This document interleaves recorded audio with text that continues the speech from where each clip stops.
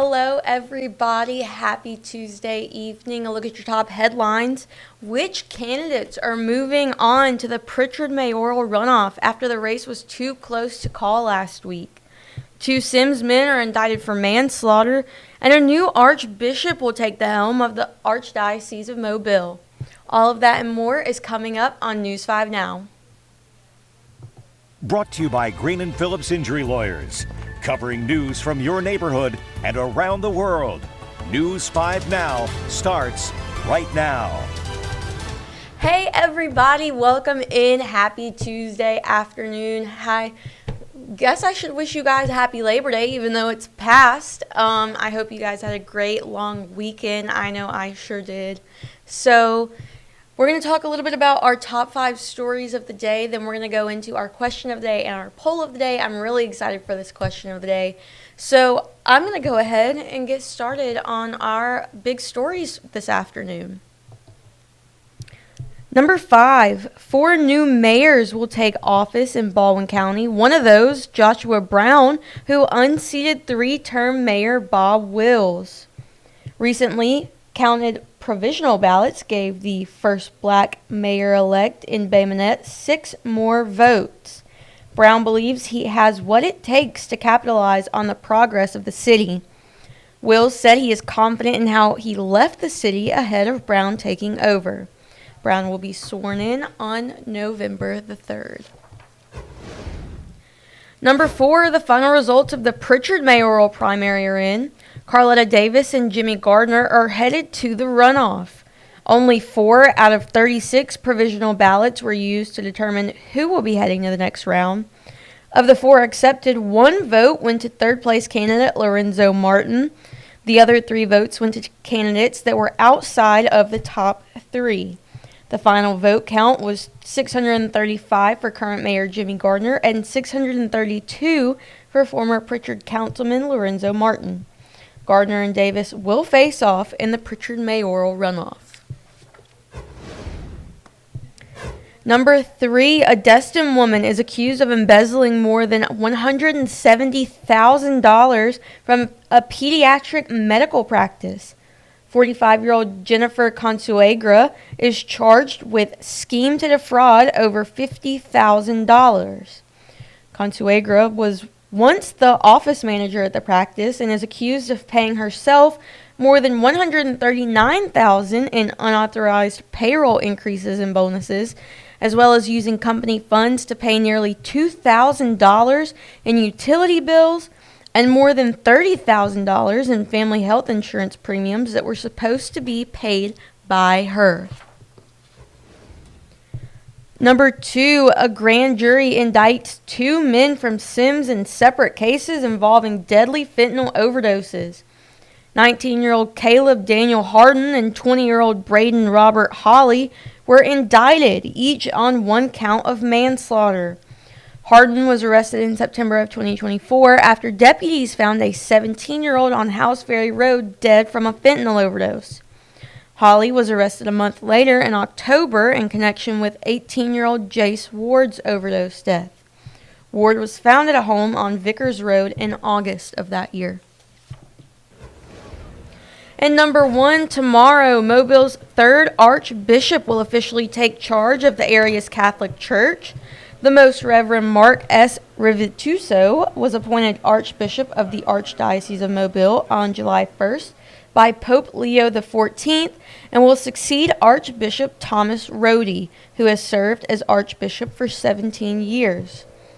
Rivituso will be installed by the Papal Nuncio to the United States, Cardinal Christophe Pierre. Around 25 archbishops and bishops are expected at the installation service. The installation ceremony will begin at 11 a.m. at the Cathedral Basilica of the Immaculate Conception. And just one more note about that, there will be traffic, roads stopped, roads blocked tomorrow for this installation of the new Archbishop. So you can find that information on the Mobile Police Department's Facebook page. We should have something up on our website as well. All right, guys, that was our top stories this Tuesday afternoon. Let's go ahead and get into our question of the day. Our question is, what is your favorite fall tradition? Okay, I gotta tell y'all, I know my name is Summer. I hate the summer. It is my least favorite season, and I am so glad that fall is back, okay? It gets cooler. I don't have to, feel pressured to go to the beach and get in the gross sand and the water, and I'm not a fan of the summertime. But I am a fan of this question. What is your favorite fall tradition? Recently, I don't know if this is my favorite fall tradition. Recently, we have a fantasy football league here at the station, so I got into that a few years back, and so this will be my third year, and I'm hoping for the win. If you guys know anything about fantasy football, I got Saquon Barkley, I got Brock Purdy, Derek London, so a lot of big names, good people. Jamison Williams. I'm a big Lions fan. Go Detroit Lions. We're going to get it to the Super Bowl this year. Anyways, let me stop blabbing. That's my favorite fall tradition, though, probably. Jack says going to the orchids where they're pressing the apples into cider.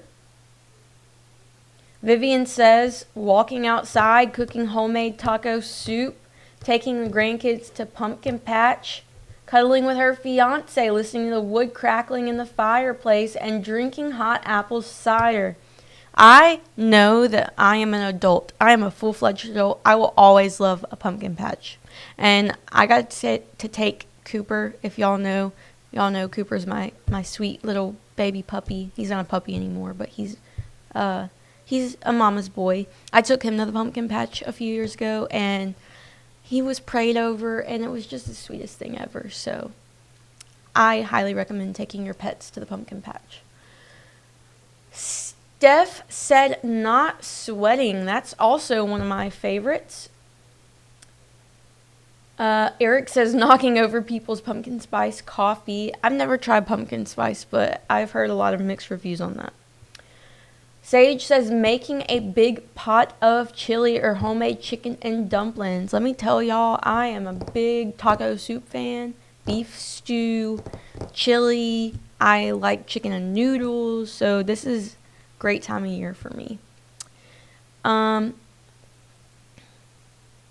Let's see. Pumpkin spice bushwhackers. Again, never tried pumpkin spice, so let me know your thoughts on that. Daniel says drinking hot chocolate with marshmallows on a frosty morning by the fire pit. Aaron says picking football wagers and winning. Yeah, I'm very competitive, so winning is my favorite part of it too. All right, guys, that's if you want to read everybody's comments on this question, you can go to our Facebook page. I need to quickly get to the poll, though, before I'm cut off. So the poll is, did your football team win this weekend? 56% of you said yes. I'm going to assume you were Auburn or FSU or some other fan. And the people that say no, I'm going to assume most of you are Alabama fans. So that is our poll. Thank you guys so much for participating in that. Now what you're going to want to do is go to our Facebook page, and you're going to want to vote in our next question and poll of the day. Our next question is, what are your thoughts on Space Command headquarters coming to Alabama? And our poll is, will you be watching or attending the installation ceremony of the new Archbishop? All right, guys, that'll do it from me. Thank you guys so much for being here with me this afternoon, and I'll see you guys again next week. Bye, guys. Covering news from your neighborhood and around the world. You are watching News 5 Now, brought to you by Green & Phillips Injury Lawyers.